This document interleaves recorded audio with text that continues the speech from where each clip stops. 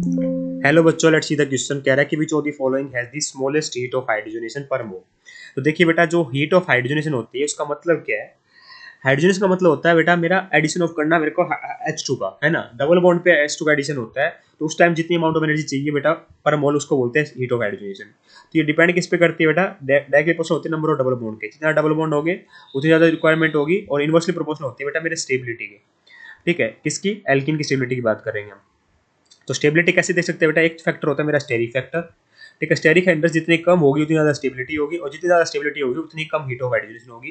दूसरा फैक्टर होता है बेटा अल्फा हाइड्रोजन। देख लो, जितने ज़्यादा नंबर ऑफ अल्फा हाइड्रोजन होंगे, मतलब डबल बॉन्ड से नेक्स्ट कार्बन में जितने हाइड्रोजन होगी उतना ज़्यादा स्टेबल होगा, जितना ज़्यादा स्टेबल होगा उतनी कम होगी heat of hydrogenation.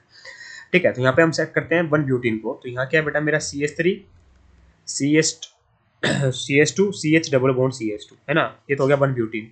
Trans two butene का मतलब हो गया, ये ट्रांस पे लगा दो बेटा, दो मिथाइल ग्रुप दोनों, है ना, दोनों हाइड्रोजन भी। तो ये मेरा ट्रांस टू ब्यूटीन हो गया। सीएच टू ब्यूटीन का मतलब हो जाएगा दोनों मिथाइल ग्रुप एक साथ लगा दो बेटा, इस तरीके से। ठीक है, ये मेरा CH2 ब्यूटीन हो गया। और प्रोपेन तो बेटा होता है सिंपल है, CH3 CH double bond CH2। अब हमें देखना बेटा, यहीं पे देखिए डबल बॉन्ड सब में बराबर ही है, एक एक है, तो उससे देख नहीं पाएंगे, तो हम क्या देखेंगे, स्टेबिलिटी देखेंगे। देखिए यहाँ पे क्या है, दो डबल बॉन्ड से नेक्स्ट कार्बन में देखो कितने हाइड्रोजन है बेटा, दो अल्फा हाइड्रोजन है। यहाँ कितने बेटा, तीन और तीन छह अल्फा हाइड्रोजन है बेटा, तो ये ज्यादा स्टेबल होगा। ठीक है, यहाँ भी कितने बेटा, तीन और तीन छह अल्फा हाइड्रोजन है, तो ये भी काफी ज्यादा स्टेबल होगा as compared to one butene से। तो यहाँ क्या है, केवल तीन अल्फा हाइड्रोजन है ना। ठीक है, तो आप बताइए डबल बॉन्ड से नेक्स्ट कार्बन में देखने होते हैं, तो सबसे ज्यादा स्टेबल कौन सी होगी बेटा, ये तो होनी चाहिए रही वन ब्यूटीन और प्रोपिन। तो हमें पूछा गया लोवेस्ट किसकी होगी, स्मॉलेस्ट हीट ऑफ हाइड्रोजन, तो हमें मैक्सिमम स्टेबल बताना कौन सा होगा। तो इन दोनों में बेटा नंबर ऑफ अल्फा हाइड्रोजन बराबर है। मैं आपको बता दूं कि ट्रांस ज्यादा स्टेबल होता है एज कम्पेयर टू सिस, क्योंकि ट्रांस में क्या होता है बेटा, बॉन्ड एंगल 180 डिग्री होता है, सिस में 90 डिग्री होता है।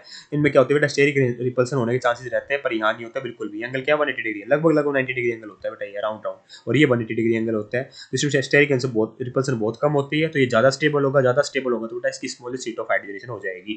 Hence option number 2 perfectly correct होगा। Maximum number of alpha hydrogen है, चलो बेटा नंबर ऑफ अल्फा हाइड्रोजन तो सिस टू ब्यूटेन में बराबर ही थे, पर स्टेरिक रिपल्सन भी कम है ना। तो सबसे ज्यादा स्टेबल ये सबसे ज्यादा स्टेबल जो होता है बेटा, उसकी हीट ऑफ हाइड्रोजन उतनी ही कम होती है। I hope you got the answer. Option number 2 is correct here. Thank you so much.